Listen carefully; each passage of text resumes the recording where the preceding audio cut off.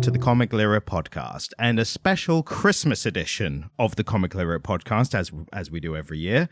I'm Ryan, also known as Comic Stan. I love comic books and I make my co-host read comic books even though he likes normal books. It's the most pretentious yet lowbrow, podcast on the scene. I'm rushing through that just because I do have a bit of unfortunate news, and that is unfortunately while I am here in the studio ready to record this Christmas episode, unfortunately Jamie could not make it. He was scheduled to. We had it all ready to go. Then apparently he was driving along the way, and it was a big snowstorm. Apparently ran out of petrol or gas for Americans along the way, and it just looked like he was not gonna get here in time to record. So I'm sorry. Oh my god, it's a Christmas miracle! Oh my god, he's here! The ghost of Christmas past is here! He just burst through the door in a gust of snow behind him. I came from whence I came. It was snowy and the baby was crying, but I am here. And there was a manger or something. There was a manger. 3 wise men brought me 3 gifts this Christmas. Well, it's an absolute Christmas miracle that now we can do the Christmas episode. I might have alienated some fans who tried the episode and were like, oh, a solo episode. Oh, turn it off, never mind. But it was worth it for the bit. Imagine if this was people's first time back and they're like, well, who's this Jamie guy? What's going on? Well, if it's the first time back, they know who you are. No, first time ever. First time ever. Yeah. That's such a weird one to start off with, but maybe they're just fans of what we're covering today. And so I'm back from paternity leave, only temporarily because we've got a few more weeks. Yep. But I am returned from paternity leave. Your other half said, Jamie, dear, our child, like, you cannot go. It's like, it's the Christmas episode. I must. Do you know what's even worse? She was with him all night last night because he was fussy and just wanted to feed. Like his dad. It's really funny because every time he cries for boobs, she's like, oh, do you want some, and I'm like, yeah, you and me both, kid. You might be the first dad who's ever made that joke.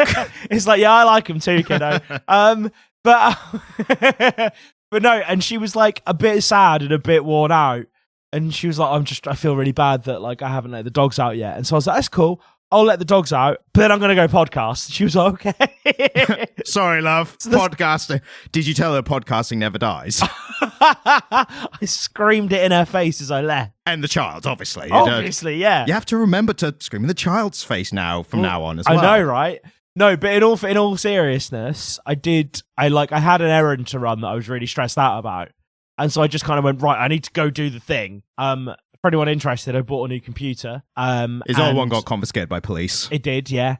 And so I would have something to do remote recordings on and write pub quizzes on. And it had a broken screen, and so I had to take it back. And I was very nervous that they wouldn't accept the return. But sir, there is too much pornography on this laptop for us to do anything for. Part of me really because they did accept the return. And they did it, even though it was a cracked screen, and normally they wouldn't. I think I was just nice to the lady. But please. I was there like with a picture of my newborn. I imagine you'd be like, yeah, I managed to sweet talk them into taking it back, whatever, and then just cut to you, and they're like, please take up. It's Christmas soon. I need this. That's what happened. I just walked in tears. That normally works I find.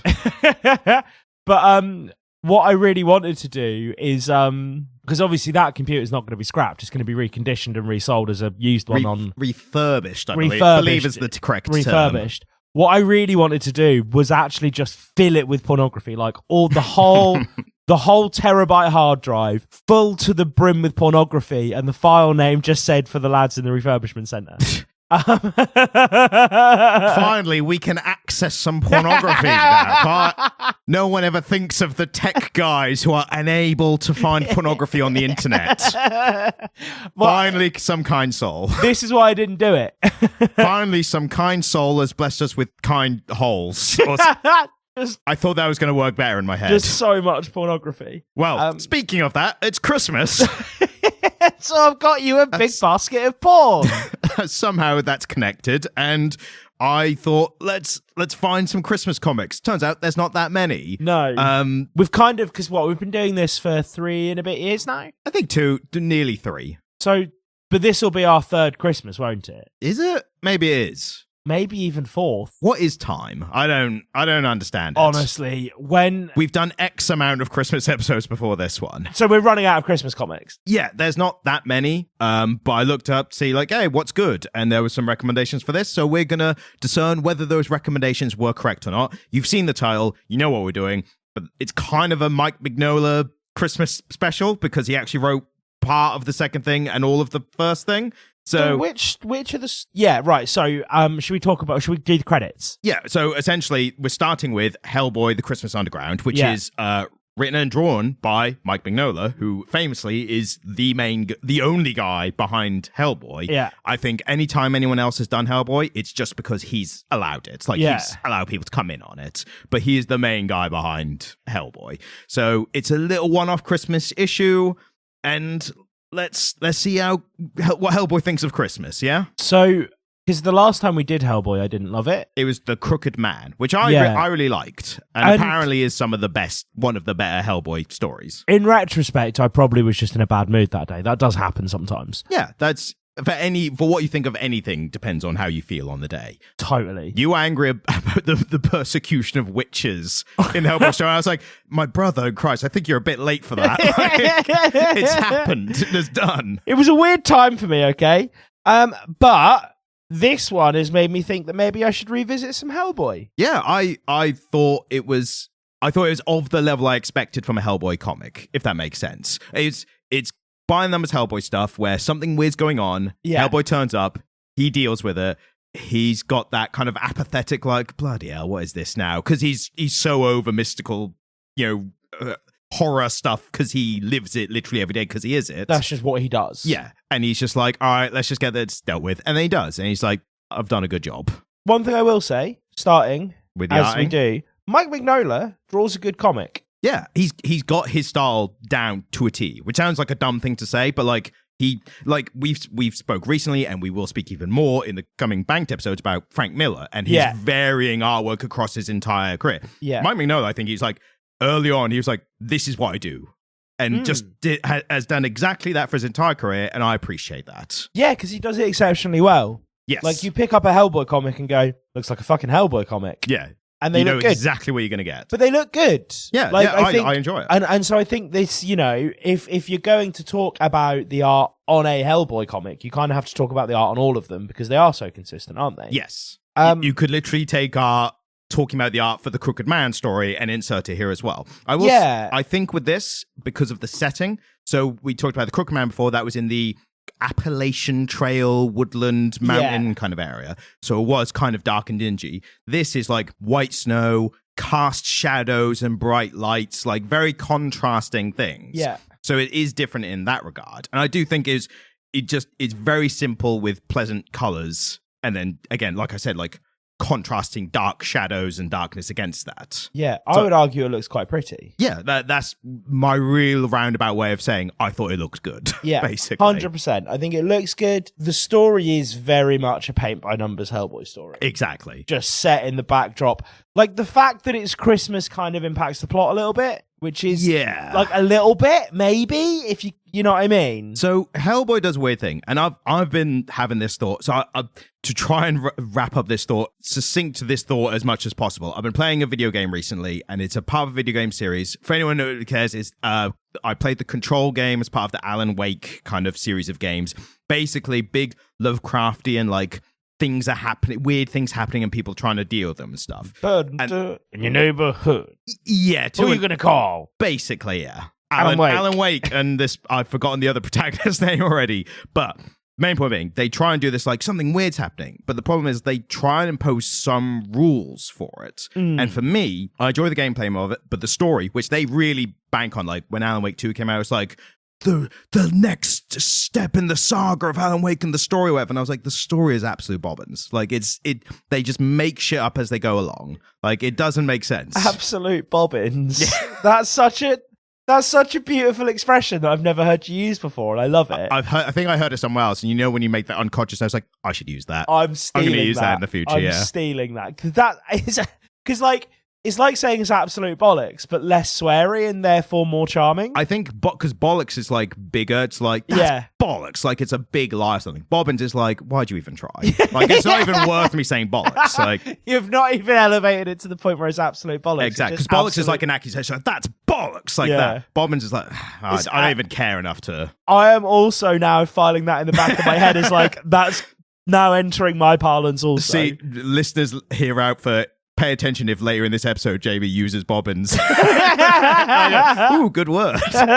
So to bring us back in, I'm playing this series and it's like they just make this shit up as they go along. So the story is nothing. Like to me at least, it's a popular series amongst other people. My point here is in the Hellboy series, a lot of shit is just happening in the background, and I think they do a better job with that Lovecraftian element of. I keep using the word Lovecraftian because it's big stuff, interdimensional stuff's happening, and it makes humanity kind of feel small in comparison. And that's the horror, right? Yeah. As soon as you start trying to explain it or give it rules, then you're like, the author's just making this shit up as they go along for the sake of the plot, right? There's an element of that for this, but they don't barely try and explain anything. Right. So that's why I'm giving it the kind of allowance of like, something weird's happening, and Hellboy's just like, what can I punch to fix this? So it's not like they've gone, quick, Hellboy, you need to defeat the monster and that will save Christmas or anything like that. He's just like, I could try punching it. Like, that's all I've got right now that I can try, so I'm going to try that. Yeah. And then there's an element of like the ending to skip to, it's a single issue, we're not spoiling much, but the ending is basically like, haha, the minute hand has passed midnight. It's Christmas now. You've lost. And the monster's like, oh, and I'm really like, I don't understand why. It's the power of Christmas has beat the monster, I guess. It's the power of Christmas. But that is all to say, when you zoom in past all that kind of big story plot points and all that bollocks, I did enjoy just the vibe of it. Like, it's a creepy ghost story, and like, an old woman is dying in a manor, and her youngest child disappeared many moons ago, and now all the family members have died since then. And I'm like, that's cool stuff. It's what you expect from a Hellboy comic. Like, Hellboy comic, inherently baked into the premise, is a sort of almost a roadmap for what every story's going to look like. Yeah. There's something strange in the neighborhood. Who are you going to call? Hellboy. He's a man now, but we still call him boy. Do you know what I mean, though? Yeah. It's like, was he originally a boy? Yeah, because that's when he got the name. It's like when he literally first turned up on Earth. He was a little Hellboy. So I'm aware that like at some point he was a child. I mean, in the context of the comics, was he a boy? Yes. So he's aged. Yeah. That's cool. But he came here like, I think this is right in the comics. I'm going by the films, but I'm pretty sure it's accurate for the comics as well. Pretty sure he came over here as a young demon boy, World War II. God, they're coming over here. Stealing our paranormal detective jobs. Him and that fish bloke. Who also, Guillermo del Toro's other the Oscar-winning film, they're stealing our women as well. The fishmen. Somehow. I think human men have really lowered the bar because the fishmen are jumping in. Yeah, I mean, human men really have set a low bar though, haven't they? Fucking hell, man. We have. Fucking hell, man. So, yeah, I like that, again, something is wrong in the neighborhood. Something wrong in the neighborhood. But are you gonna call? And to replace that funny thing with a new funny observation, or it's one we made in the Crooked Man one. Yeah. But the fact that Hellboy just interacts with people. Because like I had to look this up for the Crooked Man episode.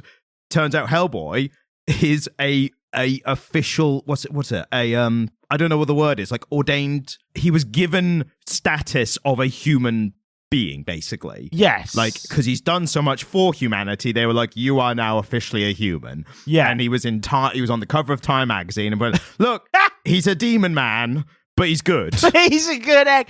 But he is a good egg. Yes. Like, the overwhelming sense that you get from every interaction with Hellboy and another character, particularly at the end of this when he's chatting with that priest, and the priest is like, oh, I couldn't do anything to save. I can't remember her name now. I can't remember. It's not important. I couldn't do anything to save the rich old lady, and Hellboy's like, well, it's kind of how it shakes out sometimes.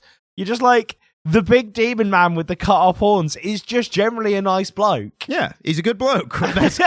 We've had this exact same discussion in the last And that's the thing, Hellboy isn't episode. it? It's like, I think that is what you get from any Hellboy story, is the Ghostbusters element, Yep. There's something strange in the neighborhood. Who are you going to call? Hellboy. And then he turns up and you're like, oh, he's just a nice bloke. Yeah, he's just a guy. And the bit that I really like, this is the tiniest little bit, but I think it represents a lot, is when he's investigating this cemetery where the young girl disappeared many moons ago and all that. And he's looking around. He's like, there's going to be something weird here and I'm going to find it. And then he knocks like this grave out of the way. It's like there's a hole leading somewhere. And he's like, right, here we go. Let's get in.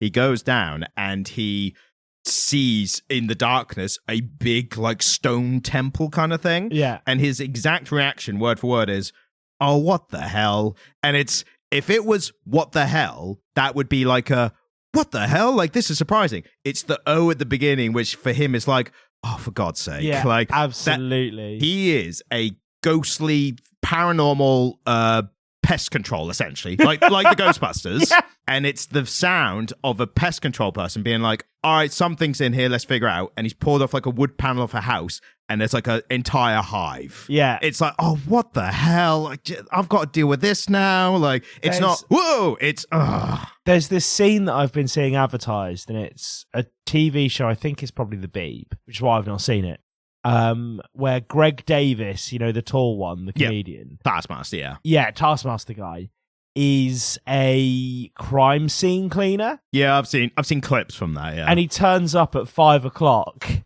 and he's like, what the fuck is this then? And they're like, oh, I knew that you wouldn't be happy about this because it's curry night in the pub. And he's like, yeah, it's going to take me hours. And he's like, oh yeah, her woman killed her husband. And he's like, what, we're the fucking convoy harvester? And it's that thing, isn't it, where most people going into a murder scene would be like, oh, yeah. And then most people going in to do paranormal pest control work would be like, ugh. But it's so banal for him. He's just like, oh, you've got a spook out. Oh, no, it's that type of spook. Yeah. I'm not making dinner, am I? Yeah, there's some surprise, but it's weighted down by his displeasure of having to deal with it, as opposed to someone who would be like, what the hell? Like, this is crazy. Oh, what the hell? And I think that's inherently a funny concept, isn't it? Is watching a character react to something, like have a big reaction to a situation, but not for the reason you'd expect. Like walking into a crime scene and not being shocked by the murder that just happened or the sheer quantity of blood, but being annoyed at the murderer because she stabbed her husband so many times that there's blood on the ceiling and being like, oh, well, now I've got to clean this up, right? I need a ladder. Like, I'm going to miss curry night in the local pub. And it's that same thing that you get from a Hellboy comic, isn't it? Where it's like, you're absolutely right. Part of the charm of it is his reaction to things because he's just like, oh, for fuck's sake. I think the two biggest things that contribute to Hellboy's success as a character and the comics generally is, one, he looks awesome. Like, he's a demon guy. The shaved down horns is interesting. Yeah. The Fist of Doom is really cool. But then as soon as you start reading, it's like, woo, the Scooby things, whatever. And then he's just a gruff bloke who's just like, yep, all right, let's get on with it. Let's get on with this then. And is very kind of like, people talk to him like, the family have been dying one by one. And he's like, that is bad. That sucks. It's like Scooby-Doo with an air of calm. Yes, yeah, because the Scooby-Doo, I think, is that core kind of like, we're investigating mysteries kind of thing, and then, but it was always old man Jenkins, and I would have got away with it too, all that stuff. Those blasted kids and their dumb dog. Whereas Hellboy's like, it's going to be a demon or a ghost or a witch or something, and I'm going to punch them until they stop.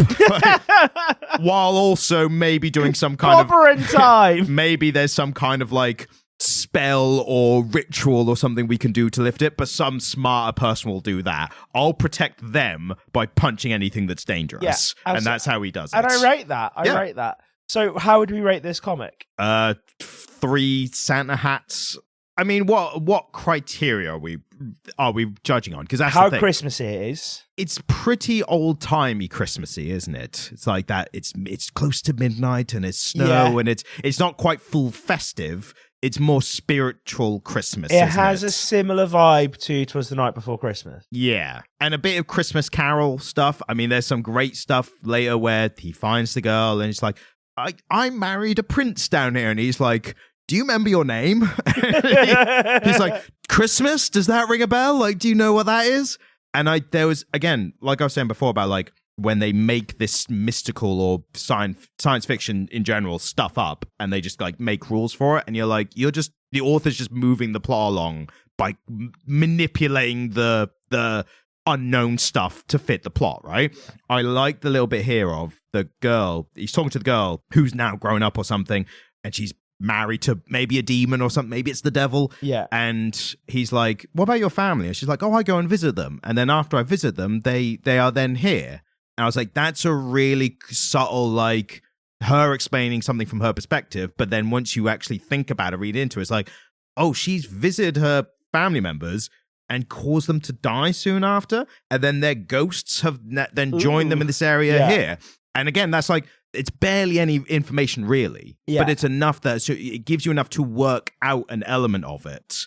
And then you go like, whoa, this part. There's that little bit of intrigue, isn't there? Exactly, yeah. And again, I didn't need it to be like, I didn't need it to be like, we need to lift the curse before Christmas or she'll be lost to us forever, or that like. Well, that would have made it hokey and a bit shit. An artificial, like, again, like authors putting stuff in to be like, oh, stakes have been raised. Yeah, it's sort of artificially raising the stakes. Yeah. And essentially, storytelling, that is how storytelling works, right? Yeah. What I'm saying is when it's not as good, you see the strings. That's the problem. Good storytelling evokes the same kind of results, but you don't see as obviously. You don't necessarily just see it functioning. Yeah. And I think it was good in this kind of succinct little Hellboy story that it did. I think Mike Mignola is good at that kind of stuff. Like something weird's happening, and we'll give you breadcrumbs of what it is, but we're not going to just tell you everything immediately. Yeah, totally. Cool. So, yeah, a good story overall. A good Hellboy story. It met the standards of a Hellboy story.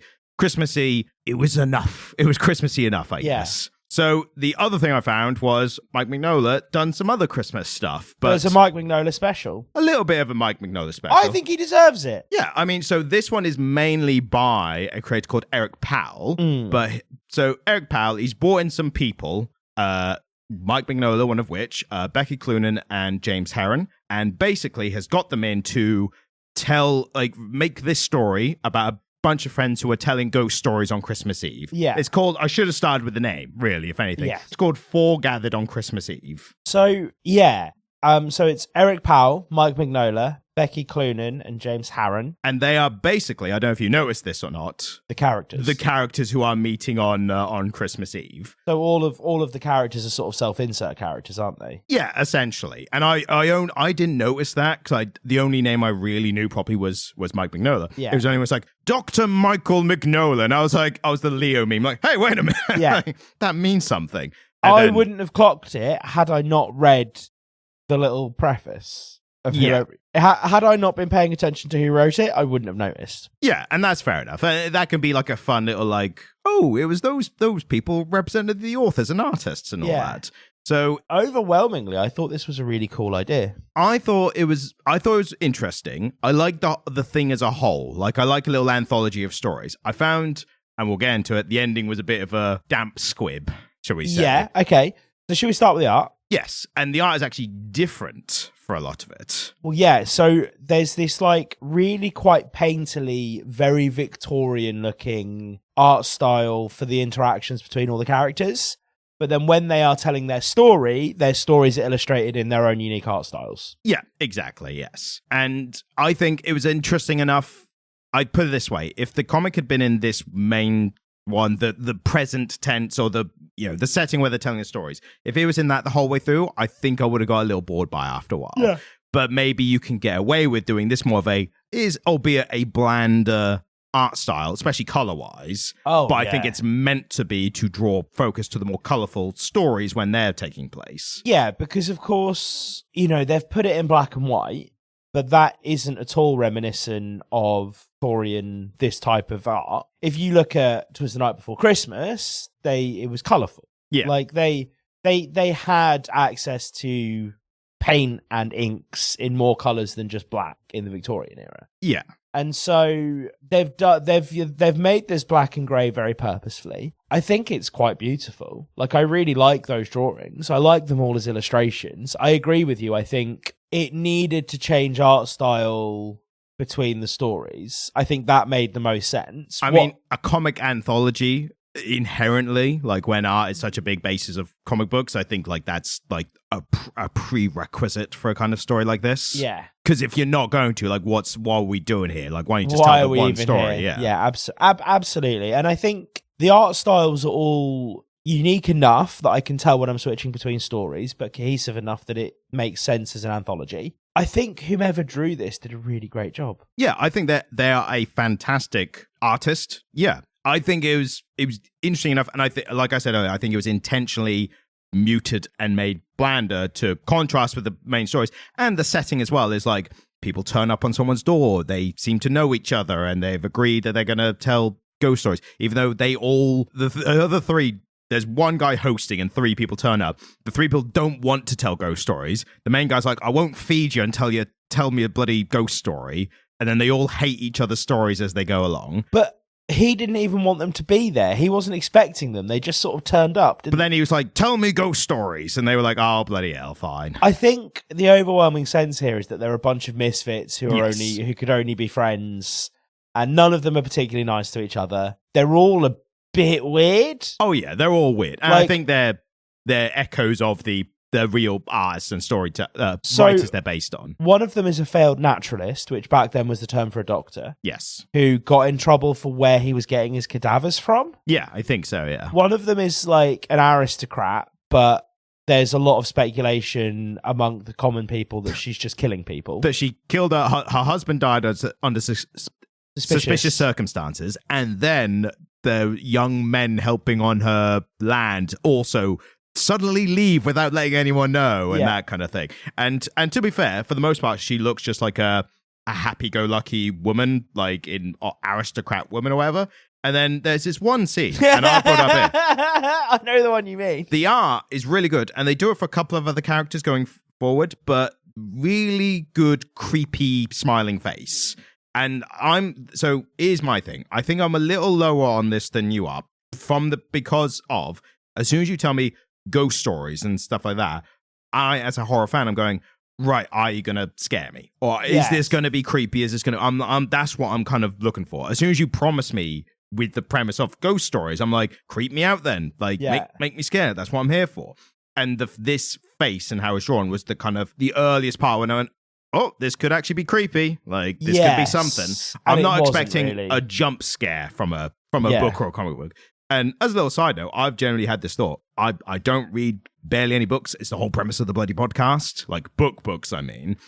I'm tempted to be like, what is the scariest book out there? And if I read it, will I get anything from it?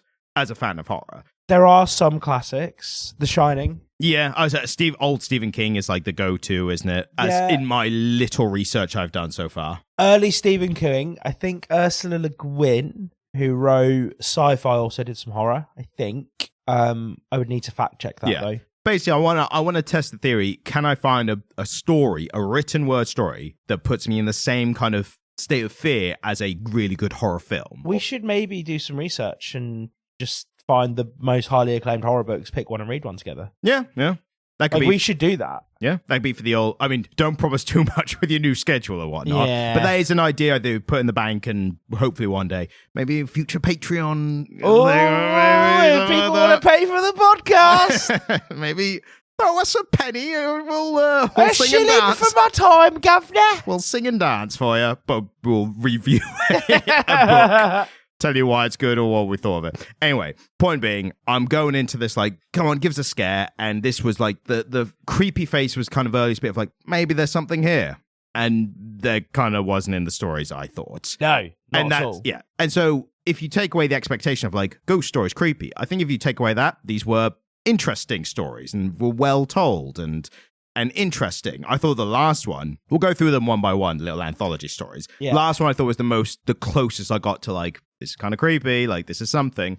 But short of that, I was like, And then, should we just talk about the last one then? Well, I mean, just to tell people, the first one, just tell people like what has happened. Yeah, let's do that. Yeah. So kind of what are these stories about, Ryan? Yeah, the first one is about a guy who wants to go to no, it's an industrious businessman type guy, a kind of an Elon Musk of like the Victorian era, that kind of character, right?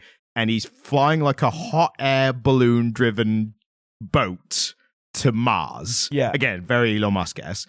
It's him and one other guy. So somehow this boat can run on just being operated by two people somehow. Yeah. There's a big sending off pie as they're loading into the ship. It's like the Titanic taking off, like that kind of thing.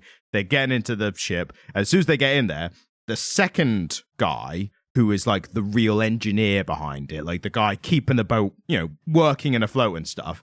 Turns out the guy he works for, bit of a rich arsehole, and he's expected to do everything for him and, all the maintenance of the ship, whatever. And then it turns into, and I believe it is the Edgar Allan Poe, I don't know if it's story or poem, but the one, with the beating heart under the floorboards. It's that, but so it's that trope, but there's something going on. There's a noise rattling in the ship, and the main guy's like, what's that noise? And the second guy's like, I can't hear anything.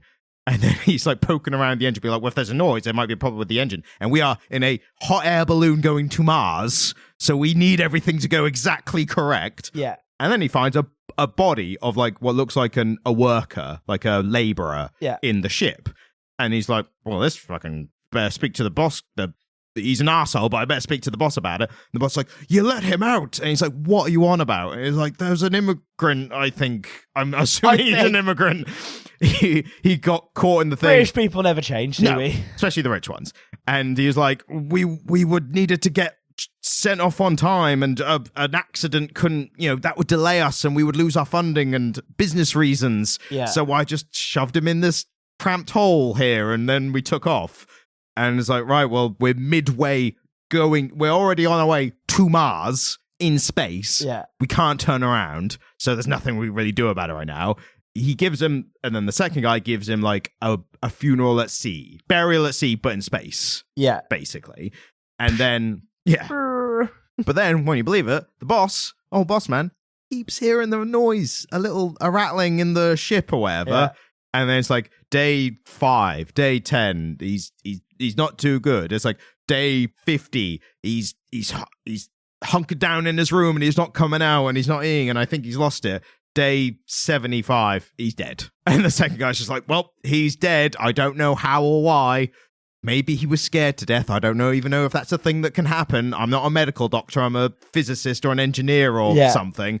I suppose the interesting thing about this story is that I can't imagine people in the when was this set? Like the 1830s, 1840s? I said Victorian era in my head. Being able to conceive of the idea of people going to space. Oh, yeah. I always think of like Victorian era, just for my own reference of like visualizing it. I always think of bloody Alan Moore's League of Extraordinary Gentlemen. But I mean, take off the 0 episode since Alan Moore was mentioned on the podcast sign.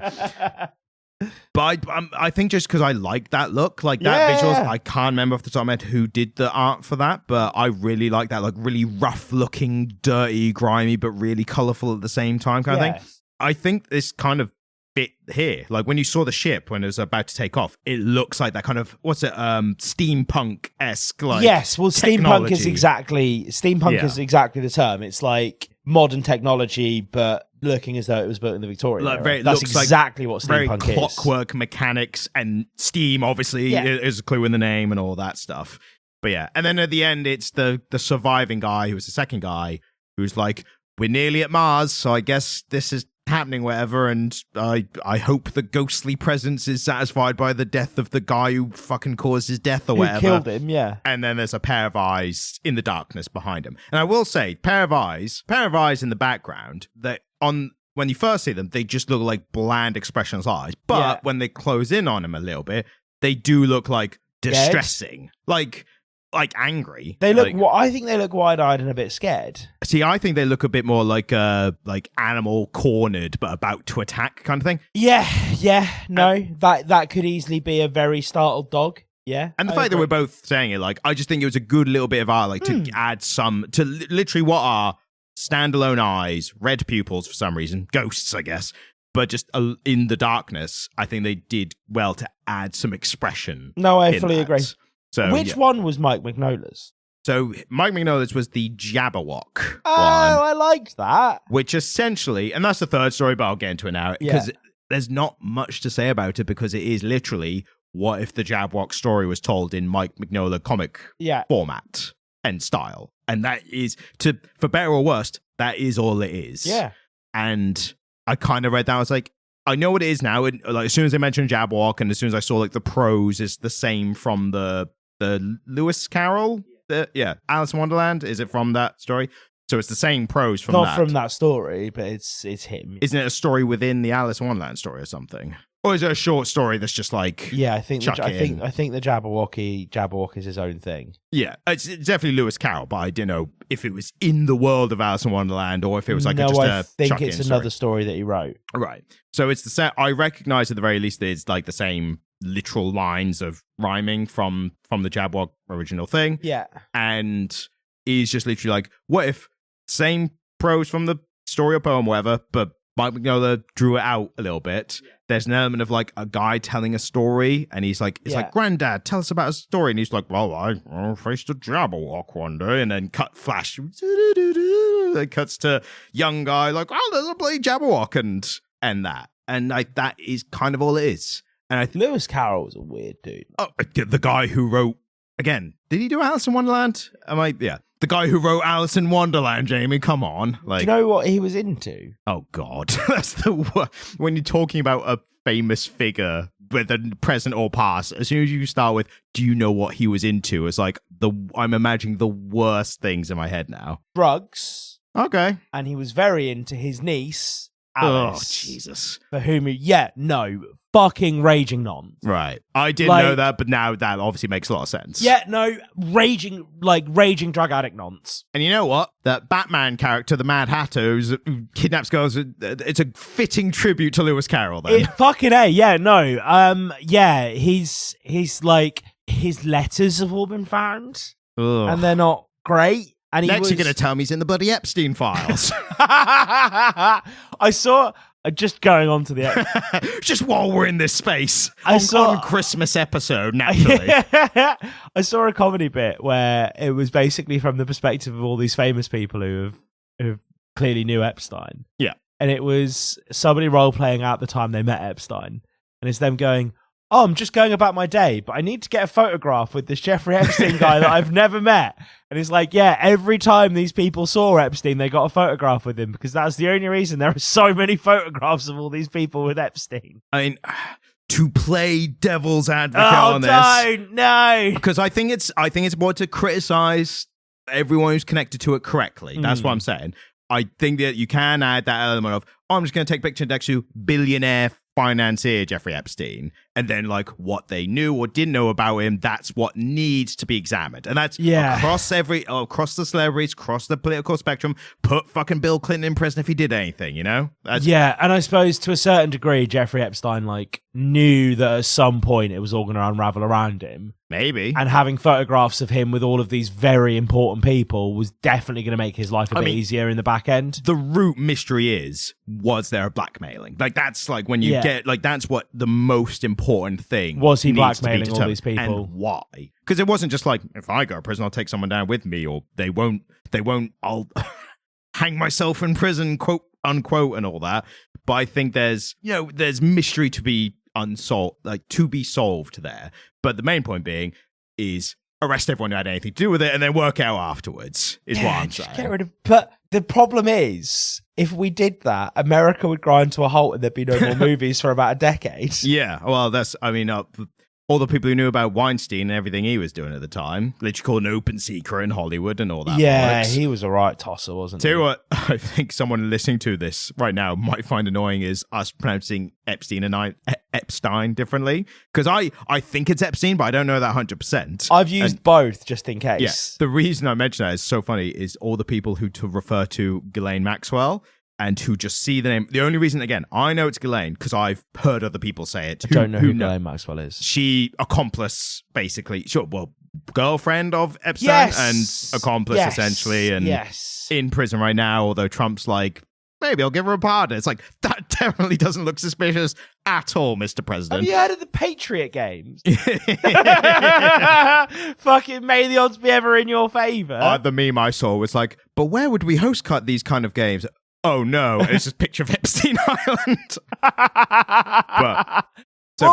Because my partner and I were in the car yesterday, and she was like, "Have you seen?" And I went, "The Patriot Games." And she was like, "How did you know?" And I was like, "I know only the top 5% is making it through our radars because we're busy new parents." She was like, "Is it?" And I was like, "From all the research that I've done, it is a thing that he said. I don't think it's actually going to happen, but it does appear to be something that Donald Trump wants to do." Yeah. I mean, he just says things that come to him in the moment. That is the problem. My partner is a very smart and rational person. She's very rational for abroad, you know. Yeah. Taste in men, but questionable, mate. Questionable. And she just sort of looked at me from the back of the car, because she was in the back of the car because she was minding the baby. Do you think Trump is just experiencing severe mental decline, and so the people who are actually running the country are just giving him busy work, so he feels like he's doing something? And I was like, that's a really very optimistic and sensible response to everything that man has been saying. My only criticism of that theory is that the problem is Trump has surrounded himself with sycophants. Yeah. So no one can take the reins because he's not got anyone near him who would dare even be like, let me do this. He's like, no, I'll divert work. Like, I think he's that. Yeah, he's a mad. Yeah. But the point I was making earlier was people always talk about Ghislaine Maxwell, but I only know it's pronounced Ghislaine because I've heard other people who know it, who I trust that they've got it correct. Yes. The amount of podcasters and YouTube people who are spreading the news, and that is good, but they've just seen the name written down, don't know how it's pronounced. And this could have easily have been me, but they're like, Ghislaine Maxwell? Ghislaine Maxwell? And I'm like, is that how her name? I've never seen it written down. It's got the G and the L and the S on it. It's Ghislaine. Like, that is, yeah. But it's silent S. But it's like Ghislaine or Ghislaine. And I'm like, please check the pronunciation before you release a video about this. Speaking of somebody who has named a child, right? Is your responsibility... Are you regretting choosing Ghislaine? Yeah. Or Jeff. Or Epstein. No, but as somebody who has named a child, you do owe it to them not to name them Ghislaine spelt Ghislaine. It's you just G, do. Not J, at the very least. Yeah, but G makes a J sound all the time. But then this is the thing of I can understand why people not a garage, garage. I can understand why people decades ago would not know the slang that would become more prominent in later decades. Yeah. I mean, going back when Richards used to be dicks. Yeah. Because dick was not a common word to actually use for a dick. No, you'd call it your cock or your knob or your bell end. I don't think they'd say that back then. I think people would, I mean, British people have been saying knob for however long, but I think in America they were like Peter or Peter used to be a family friendly name for a dick back then. Fuck, you get your Peter out, darling. You can't use an American expression in a British slang because obviously it's going to sound it's going to sound weird. That's why I did it. But yeah, so yeah, I think that's why they didn't know. Anyway, back to Christmas off the Epstein list, which we were somehow diverted to. But spread awareness, keep all that in the news, whatever. So anyway, the Jabberwock story. It's basically the Jabberwock. Yeah. And at least I like that the character, Mike Mignola's insert character is he's what's it called? Fictional animals expert, but maybe they're all mythical animals expert, that's the thing. So he's a horror story would be the most scary mythical animal of all, the Jabberwock. And the other character's well, that was shit. And it's the term is a cryptozoologist. That's cryptozoologist, yes. And yeah, the other's just that's not scary. Because we know it doesn't exist. And the guy who's looking for Mars, or the guy who's looking for a planet in between Venus and Neptune. Yeah. So there's a planet there. We'll go to space. Yeah. And you're space is not scary anymore. And he's carving up bodies and stuff. And it's what are you doing? Katy Perry took a flower up there recently. Space is not scary. See, I appreciate the criticism of Katy Perry being we're astronauts. It's you're billionaires. That's different. You're billionaires who took on a guided tour of space. That's not an astronaut. But I also feel people have been doing that for recent years. I think Katy Perry got the brunt of it through a bit of misogynism. There was some misogyny. Also, you really fucking hammed it up. Yeah, like, and she's a shitty person, like no doubt about it. I don't know. Well, I don't know that she is a particularly shitty person. I mean, she was married to Russell Brand, so. But she also divorced his ass. Yeah, but I don't know. We don't know what's going on behind closed doors. I don't think we can be angry at her because her husband allegedly raped some people. At the very least, assaulted at a minimum. Like, yeah, and I'm only saying that because I don't know off the top of my head. I liked Russell Brand. It's always the ones you most suspect. but this is the thing, isn't it? Like when it came out, I was like, yeah, that fucking tracks. Yeah, it's like, oh, the guy who acts like a Victorian child snatcher. Like, and since the accusations, suddenly has become a reborn Christian. Yeah, it's like, oh man, break in case of emergency, break glass. I'm Christian now. I was at a Beans on Toast gig. I thought you were about to say party for a second. I was at a party and Russell Brand touched me. Enthusiast for Beans on Toast. Why is Russell Brand here? Why is Russell Brand touching everyone? Oh, give us Goldie Beans, darling.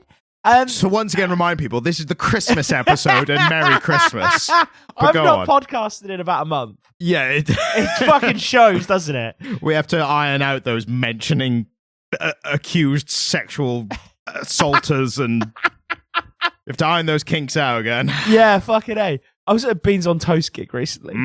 Beans on Toast is a folk musician, but he has this song about how we all just need to love each other. And he's like, I agree with you, Russell Brand, because when he wrote it, like 5 or maybe like, you know. But pre-accusation at a point where Russell Brand had stopped being a movie star and started doing the Russell Brand YouTube stuff, where he was basically just like the champion of the poor and the dispossessed. And he sang the song and he said the lyric because he's like, this is how I wrote it, whatever.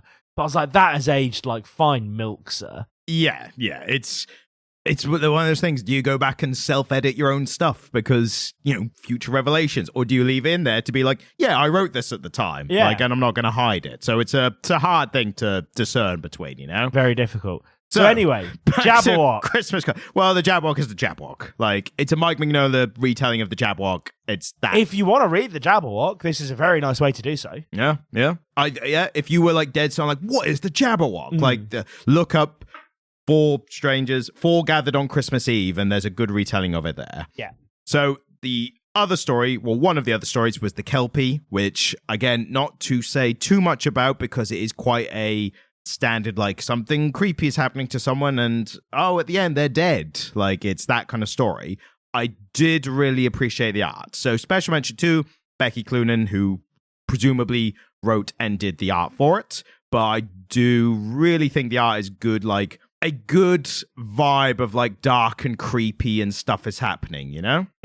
But again, that's kind of as much as I can say about it. Yeah, fucking A. I mean, really, it's the last, as you've said, it's the last one that's the best one, isn't it? Yeah, the last one is the best one. But the Kelpie was worth mentioning just because I really like the art in it. Yeah. So the last story is about a guy who is a rich guy in a big manor, big house, and his mate turns up who's been traveling abroad and has been having tally-ho adventures and all that. Well, the Victorian Grand Tour. Yes. Which was a really popular thing for wealthy men to do at the time. They'd go on the Grand Tour around Europe. Some call it, I believe in France, they call it Le Grand Tour. Le Tour de Grand. Le Tour de Grand. Yeah, you got that. I'm surprised I knew that. Oh, God, mate, have I got a bit of French in me? Oh, Jesus. That's like finding out you're... I'm not going to say it. Go on, say it. I was going to say, like, it's like finding out your ancestors were slave owners. But that is quite harsh to the French, so I'm not going to stick to that. My partner is posh. Her family. French. Well, no, but she's sort of culturally French because she grew up in France. Actually, her family are quite posh English people. Right. And the worst of both. Yeah, fucking A, right? From Suffolk. Did she get with you as like a rebellion to her parents? No, it was reparations. To the working class. Because at a certain point, we were looking at our family trees because her brother has done their full family tree, and I was looking at them. And like one of her great grandfathers was the mayor in Norwich during the Ketch Rebellion. Like she comes from fancy people. And I was like, at a certain point, some of your family, and she was like, yes, I know. I was like, and my family are all really poor and from Norfolk. And she was like, they probably worked for us at some point. Yes, I know. Can we not talk about this? A literal one of those trashy romance novels of the high society eldest daughter and the farmhand with a six-pack somehow. Like Lady Chatterley's Lover. Yeah, whatever that is. But that's presumably, yeah, that kind of thing. A book you buy in an airport. Lady Are you not familiar? Why would I? Lady Chatterley's Lover was banned initially. It's a D.H. Lawrence book. It got banned at a certain point because there is some sex in it. There are some graphic depictions of sex in it. And it was early 20th century or mid 20th century. Essentially, Lord Chatterley was wounded in the war. And so he's in a wheelchair, and he has a wife, Lady Chatterley, who he is not able to satisfy sexually. Yeah, he's like, dear, I've sad to say the doctor's confirmed my dick does not work anymore. Yeah. And so she starts fucking the gamekeeper. Mm. There's some pretty steamy sex scenes between her and the gamekeeper. It's a Lady Chatterley, love it. Lady Chatterley. Sounds like the first cucking story as well. Kind of, yeah. Like, because that really took off in recent decades. That's like the origin of the Joker's vat of cucking stories, you know? The Joker's vat of cuckold. The villain origin story for cuckolding. This has been a weird episode, dude. Yeah, again, first one back. We're trying to stay on topic. Once again, it's Christmas. It's the Christmas episode. It's Christmas in a couple days when this comes out. Such a weird Christmas episode. And we've gone through Jeffrey Epstein, Russell Brand, cucking are some of the topics, which I get normally when I put out the episode, I'll put out some topics we've covered. And I don't think I want to put any of those in this so far. I mean, the only way it could get worse is if evidence came out of Russell Brand cucking Jeffrey Epstein. Yeah, I mean, it's not out of the realm of impossible, unfortunately. Mate, he'll be in the files somewhere. When we talk about ghost stories, I think what we've established is, at the end of the day, man is the true horror. The true monsters. Nice. That's where we're bringing it around to. As scary as a ghost story could possibly be, it's no scarier than Russell Brand. Is what we've established here. And if you've stuck with us, thank you. And the last story. The last story. Oh my god. So, young rich man, his mate, he's come back from adventuring, and he's like, the guy's like, yeah, come, I'm glad to see you again. Come stay in me house. And who's this guy with you? He's like, oh, this is my manservant. It's like, that's weird, even by my standards, but whatever. Come in, stay in the house. We'll make you up some rooms. He's like, no, thanks. I'm going to pitch my tent outside. I'm going to stay out here. And the guy's like, that's weird as well as the manservant thing. And the guy's like, well, I've been traveling for so long and I can't stand the comforts of indoors anymore. And I need to stay out in a tent for some reason. But come out here and we'll have some drinks and I'll regale you some stories and we'll kick it old Victorian style. I believe is what he said. His exact words were, we'll kick it Victorian style. Yes. As they said at the time. And whereas nowadays we say, let's kick it. What time is it now? Oh God, the year of our Lord 2025. Yeah, let's kick it modern style. That's what we say. But they didn't say it back then because they said Victorian style. Well, I mean, if you're kicking it modern style, are we talking early modern? Because that's like 16th century. No, I mean modern. Let's kick it modern style, yeah. Let's kick it postmodern style. Yeah, is that still kicking at that point? I don't know. Well, I don't know if you're kicking it or if you're just deconstructing it. You're just kicking a can of Campbell's soup. Is that a good reference? Is that correct? Bloody Warhol. Oh, yeah. That one, that's quite a high art reference. So that might have gone over your head, Jamie. I don't know. Was it a bit too highbrow for me? Bit too highbrow for you, I think. We'll go back to the cucking stuff. That's more your speed. So, the story. His mate doesn't want to stay in the house. We're not doing very well here, We're Ryan. not done well. And this was my favourite of the stories as well. This is the best one. Yeah. His mate doesn't want to stay in the house. No. And then, he doesn't want to stay in the house. He wants to kick it Victorian style in the garden. And then eventually he's like, mate, it's been 4 months. Like, what's going on here? He's like, I'll move on. It's winter soon. I'll wait for the winter to pass and then I'll move on. And then it gets so cold. Him and his manservant get ill. And he's like, have the servants bring them into the house and put them in beds and stuff. And then it turns out, in a very kind of exposition dump a little bit, the manservant is like, Yeah, we were the country I'm from, where your mate found me, or when I met him, he kicked a beggar or something and turned out to be a witch doctor. And the witch doctor's like, right, you're never going to sleep indoors again. And it's like, that's an oddly specific curse. So weird. But also quite effective. Like, it's not nothing. That is, something. It's, if you don't like camping, you're fucked. Yeah, exactly. So I do have one point to make, which I did notice amongst all these stories. An on-topic point in this episode of the Comic Literary Podcast. I think it might replace some off-topic points that God, I hope so. that might have been mentioned. The one thing of like analysis, the closest thing you call to analysis to this, to speak to a larger trope and genre of what we're talking about with ghost stories and whatnot, I think it was a very Victorian thing, and probably a thing for a lot of stories beforehand, when any kind of bad horror, ghost, whatever you want to call them, is they were always like introduce a character, and either they do something bad or they've done something bad, and then it's the karmic retribution is either a ghost or a monster or a curse or something like that. 100%. Like there's something consequential in an old ghost story. So there's a really great example, which is the Dr. Faustus, the play. Yeah, is that something to do with the devil? Yes, Mephistopheles. He's a minor devil. Right. So he wants like infinite knowledge. Right, as you do. And so he makes a deal with the devil, and then he goes through his life with all of this stuff, but gets dragged to hell. And it's kind of like based on Faust, which is a really old German ghost story. And so there's a real precedent in old ghost stories for it being the protagonist's hubris, right? But the other comparison I really wanted to draw here, and it really feeds into what you're saying, is A Christmas Carol. Oh, yeah. But that's like, that dives so deeply into the morality of the character, because that is like the whole point of the story, isn't it? But it's the epitome of a Victorian Christmas ghost story. It's a great writer getting hold of this popular Victorian pastime on Christmas Eve of telling ghost stories and writing a really good one. So do you think it's pure speculation on my part, was it an established trope such an established trope at this point of like, person does something bad, gets punished by ghostly visit or curse or monster or whatever, and then Lewis Carroll, I'm confused earlier. Who did the Christmas Carol?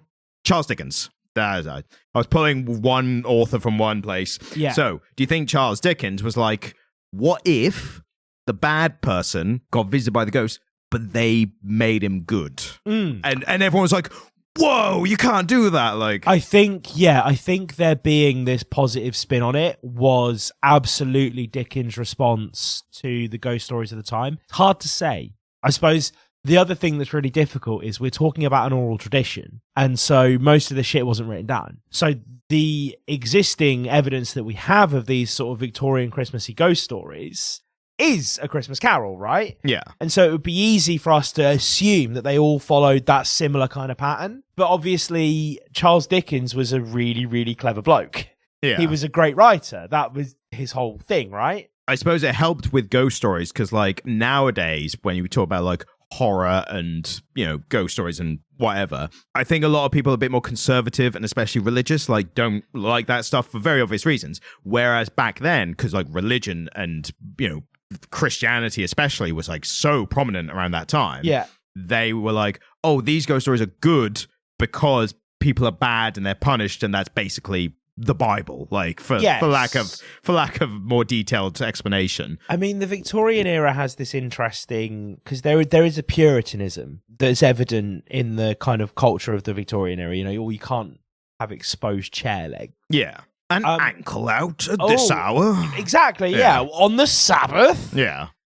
But we have one really great example of, well, there's a couple of great examples of Victorian ghost stories that have been written down. Northanger Abbey by Jane Austen, which is a comic parody of a ghost story, sort of similar to the last story in this anthology, where she turns up to this big stately home and it's very haunted, but it's played for comedy. Frankenstein's the other good example, because she came up with the idea, Mary Shelley came up with the idea for Frankenstein, sitting around a lake house in Geneva with her husband and their friend Percy Bysshe Shelley and Lord Byron, It was a ghost story that she told. Didn't she have a family member die like around that time? And that was got her thinking about like death and everything. Percy. Yeah, because she was so young at that time, like for a young person to even be. No, because Percy, I'm not 100% sure on the timeline. She definitely outlived Percy by a long shot. Yeah, I'm pretty sure she had a family member die around that time, and that's what got her back thinking about death and like immortality. And it may have either been her mum, Mary Wollstonecraft Shelley, or it may have been when Percy died. I know that very early on, it was published as if Percy had written it. Yes, because just female author, people are like, ugh, what? Yeah, absolutely. Female novelist as well. Yeah.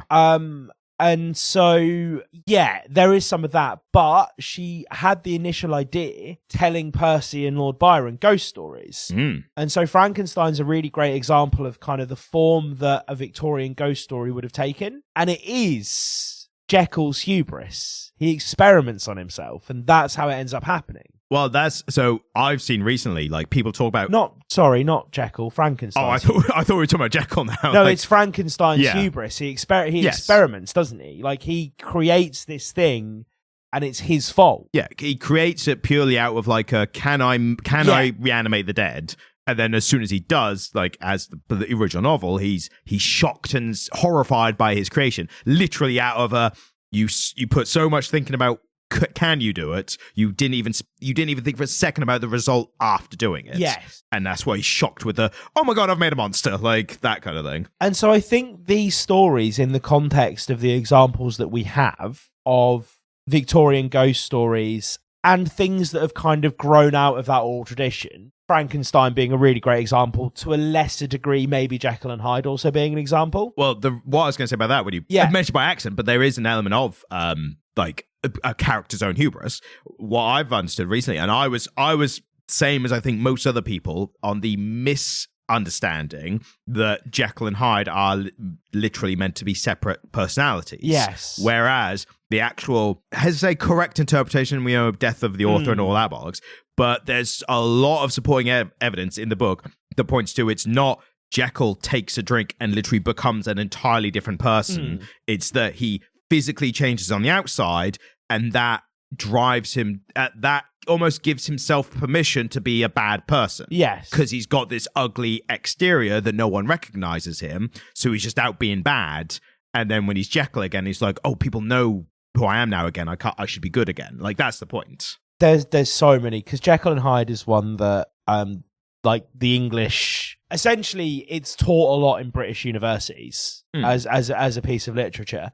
And so it's one that is on the radar of a lot of scholars of literature. And so there's a lot of different readings of it. There are some really fun and interesting readings of Jekyll and Hyde as being part of the burgeoning queer agenda in the Victorian era, which I've read and found really compelling and really interesting.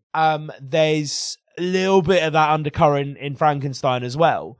There's sometimes a lot of queer interpretations of those transformative science fiction stories from the Victorian era. Makes sense, doesn't it? Yeah. But I think with things like Frankenstein, like it's such a great early novel, early in literature. It's a relatively early novel, yeah. That it explored subjects in such it does one of the best jobs of like, here's a core story. Guy, scientist, puts together body parts to reanimate a corpse, accidentally creates a monster follows him, blah, blah. In that story, it's so amazing in that so many other themes and messaging and stuff can be interpreted in it. It's a masterwork. There's the obvious ones of like God and man, parent and child, and life and death and all that. And then, but because it leaves so much room for other interpretations. And there's, when people say like, I'm just using this as an example, like when I say queer interpretations of like, of older texts and stuff.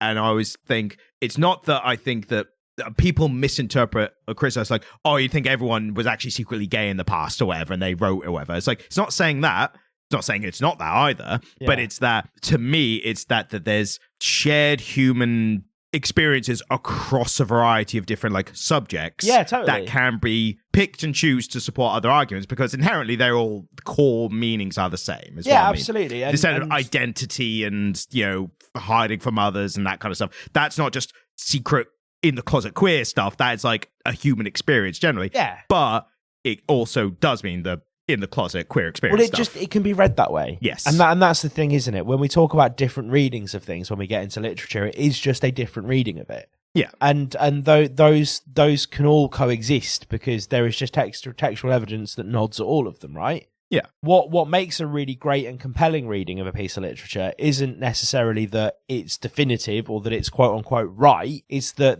there is enough textual evidence that you can see how the person got there, right? That's all that really matters. Yeah. Is that you say, well, this is kind of how this made me feel and this is why it made me feel that way. I do honestly feel like that whole thing, like the English degree thing, and interpreting literature that way is a fucking pyramid scheme. Because you're teaching people and then teaching other people to teach other people. Yeah, 100%. Like, there is but one useful thing you can do with an English degree, and that is become an English professor. Or start a podcast. Or start a bloody podcast with your mate. And I think we know which is the more respectable and contributing to society role of the two, I think. Being a podcaster. Exactly. That's where I was going. Well, because the thing is, right, if you are... So, that universities are a good place for people to learn some neoliberal opinions. And that's very helpful. They're university professors in general, particularly English professors and people in the kind of arts departments, are passing socialism on to the next generation. I'd say neoliberal and socialism, two very different things. Absolutely. I misspoke. Yeah. Like they're left-wing ideas. Yeah, absolutely. But what we're doing, I think, is more important. Because we are two guys who make a podcast and we don't hate women. And that's why we don't do well in the charts. If we talked about how we are high value men more often, we'd be making money then. And it's hard to get across like being trying to convince people you're a high value man while also arguing the details of like Batman's utility belt. I would argue time and effort to that. There is a burgeoning movement, not movement, but it's a genre of TikTok video that I've seen where women are like, if you want one that's not going to cheat on you, fuck a nerd. Oh, yeah.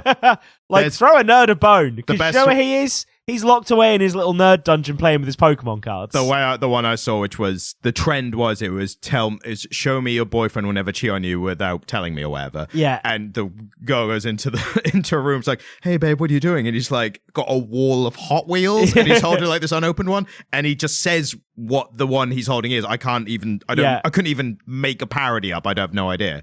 But he just explains what it is with excitement and at one point just shakes the thing going, and I was like, that's good. That's proves the point. Exactly. Absolutely. Yeah.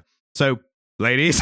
I mean, I already have, as we've established. You've got a full roster now. I've got a full roster. Yeah. But Ryan, on the other hand. Surprisingly. No. Basically, where are our comic book ladies at? Like probably like me and at home by themselves. That's how it works. At home by themselves. It's ultimately the problem. Trying to work out the exact point where Frank Miller forgot how to draw. And that is an important point, and we will be getting into that in the coming year at some point or whatever. Anyway, I think back to the comics, so where we were. And so the manservant was like, look, that witch doctor, it was a bit harsh on you, so I'm going to drop everything I'm doing here, and I'm going to come with you to help you not be hit by this curse or whatever. And at one point, the guy in the house, he does see like a reflection in a mirror, and he's like, "Ooh, a ghostly or a dream." I think he has. He's like, "Oh, that's a weird ghost thing." And then Russell Brand. Oh shit, it's Russell Brand. So the guy, turns out if he stays indoors, a bloody ghost comes and gets him, and then that's pretty much exactly. And then the manservant's like, "Oh, we need to get to his room," and they get in, and he's been killed by a ghost or whatever. Yeah. And then the manservant's like, yeah. Anyway, the ghost ain't probably going to find its way home now it's finished with the curse, so it's probably just going to stay in your house, actually. Anyway, I'm off now, bye. Like that's literally how it ends. And the main guy's like, oh, guess I'll try and sell this home or abandoned it, more likely. I guess I'll get Hellboy in. Yeah. I mean, that is literally what you... That would have been a great ending if Mike was like, what if... Hear me out. Hellboy turns up. He goes back in time. Don't worry about it. It's perfectly normal. Or he's still he's been alive all this time. Either way. Oh my god. Hellboy would punch the shit out of that ghost. Hellboy would punch the... Like, to be honest with you, I hope for this guy's sake that Hellboy exists in this universe. I mean, he's I think a few hundred years before Hellboy turns up on the scene. But again, fingers crossed, time travel shenanigans, like that's always a possibility. Yeah, we should get Mike Mignola to write a sequel to this story where Hellboy comes and punches the ghost a bit. Sorry, Russell Brand, I didn't see you there. Sorry, But also, that did feel pretty good. You know, there's that famous Captain A cover where Captain A's punching Hitler. Yes, yeah. Think of me, Hellboy punching Russell Brand. The modern interpretation of that. This is for fucking Ponderland, you dickhead. Even more, if anything that actually happened, it would be Hellboy punching Jeffrey Epstein. And also, for anyone wondering, at the end of the story, it turns out the characters who are telling the stories all just kill each other, basically. Yeah. The woman stabs the guy because he wants to kill the goose. By the way, the woman had a goose the entire time. That never came up, but she had a goose. We never talked about the goose in the room. She saved a goose from a butcher's or something. Yeah, and then killed a person. Yeah, because the Mike Mignola character was like, I'm bloody killing this goose for reasons. For dinner. And then the woman's like, stabs him in the back, kills him. And another guy's like, the guy who's been stabbed is like, I can't believe you stabbed me. And then the guy's like, we're all going to kill each other. Like that Hellboy reaction to big grassy stuff. Their reaction, like, we were all going to kill each other. And also at the end, it's hinted that we do it every year and we are ghosts maybe or something as well. And then the other guy's like, I poisoned the mince pies. The other guy's like, I poisoned the eggnog. And it's like, yeah, we're all going to die now because we killed each other. And then the goose walks out the front door. Very important to note. That the goose walks out the front unharmed. Door. And I think he gives a little honk at the end or something. He gives a little honk. And again, it's much funnier in retelling it in this moment than it was initially. When I was reading it, I literally, the way I could describe it was just, and they all kill each other at the end or something, and they're all ghosts or something. Like, that was the end. And I was a bit like, ugh. Like, fine. And it was at least forgivably short. Yes. I would have been more angry if there was like a, what's happened? Like, mystery box, modern television and films. I was like, what's the mystery that's happening here? Like, they didn't even bother with that at all. And I appreciate that. They just got to it. They got to the murdering. Here's the stories. The characters have some, like, traits at least to discern between them and stuff. Yeah. And then in the end, they're all ghosts and they kill each other and die. And I'm like, all right, whatever. Anyway, so... As is the festive spirit and the time of year, one should be asking if men who have lists with children on them should maybe be investigated further. I am, of course, talking about Santa Claus. Yes. Investigate Santa Claus. I want to see the Santa files. The Saint Nick files. Tell me, Mr. St. Nicholas, or whatever your name is, what exactly is the criteria by which you've divided these names into good and naughty? Nice and naughty. I don't like the phrasing you've used for that, if I'm perfectly honest. What were you doing down the chimney? This has been a really weird episode. We started with the best intentions. We really did. Oh my God. Right. So we know that the banked episodes are a bit more like... The banked episode, if you've made it this far into this episode and you're wondering what the quality of the future of the Comic Lero podcast is, one, I don't know why you've made it this far and you're not just 100% in, but fair enough. Look, next week, we're doing a year in review. We're doing the best cheers and jeers, best and worst of the comics that we've read. Which is like our favourite episode of the year. Yes. It's always a really good time. Come back for it. Jamie's especially a big fan because it involves no pre-reading or homework beforehand. I just fucking turn up. I think one year I did it drunk. Yeah, probably. You can say that about any episode, I think. Can you remember that one episode where I was just battered? Do you want me to say which episode it is, or do you want to let the listeners go back and try and discern? I can't remember. It's the Poison Ivy episode. Is it the Poison? I had a meeting at work, didn't I? Yeah, when I worked in the pub. A work meeting in a pub for where you worked in a pub. Yeah. Yeah. I'm repeating myself because obviously there was going to be alcohol at this work meeting. Yeah, and I was like, yeah, I'll just come podcast afterwards, and I got in the space of like 2 hours, I got fucking battered. Yeah.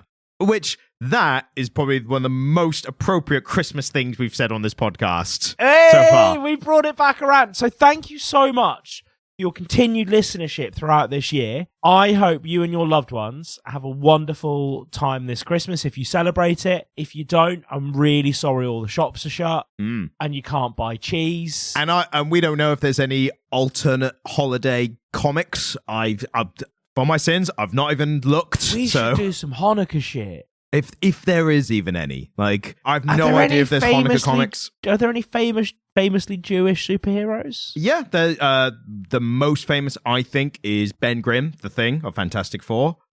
Kitty Pryde of the X-Men. Shadowcat, as she's it's a proper name, but no one ever calls her that. So, she's the one in, yes. I know Kitty Pryde. Passes through walls and stuff. Yes. Yeah. But the most famous is Ben Grimm. The issue is then, they're both people who are part of an ensemble, and there's probably not going to be a Hanukkah issue, Hanukkah issue of their runs. We need to find a Hanukkah-themed Fantastic Four for next year. This is going to be based on the If I Remember Next Year category. So, will we just mark this one for the best of next year? Yeah, maybe I'll make a note. 2026 best of is like, remember to do a Hanukkah episode. And maybe it'll filter through. Maybe. But the future is best of next week, as in best comics of the year next week, the best of the podcast the week after that, the clip show essentially. And then after that, the banked episodes for, drumroll please, it's the Dark Knight Returns. We've got a 2-part banked episode, Dark Knight Returns. So, like 3 hours of the Dark Knight Returns content. Yes, exactly. And we do actual proper review of it. We really do. It's not like today where we just talk about Jeffrey Epstein. No, we are actually quite earnest in the Dark Knight Returns episodes, I think. Like we're generally quite earnest. Generally, well, after this episode. This episode is an anomaly. Yeah, it's a bit of an outlier. We're not like this anymore. This is like old school comic literature from back when we were fucking unhinged on the podcast. If you're a new listener and you've made it this far into this episode, you've gone, I don't know if I'm going to give them another chance. This was a weird, please go try a different episode. But don't go all the way to the first episode, because that's bad as well. Unhinged. Go chronologically backwards from here, and it's pretty good. And then eventually the quality will start to get worse as you get nearer the first episode. Yeah. But then you've got the new episodes that have come out since you've been going backwards. So which it all promise works out. Will be business as usual. Yes. But it's a Christmas episode. It's a freebie. So thank you so much for listening. Have a wonderful Christmas or whatever holiday you celebrate in this festive time. And we'll see you next week. It's why I always go straight to Happy New Year's. Anyway, Merry Christmas, Happy New Year. Bye. And thanks for listening. If you enjoyed this episode, then please subscribe to get notified of our future episodes as well. And if you're feeling particularly generous, then please leave a 5-star review on whatever podcast app you're using. If you'd like to get in contact with us, then send an email to comiclitter@gmail.com. You can also watch videos by me on the Comic Stand YouTube page, which is linked in the description. Thank you, goodbye.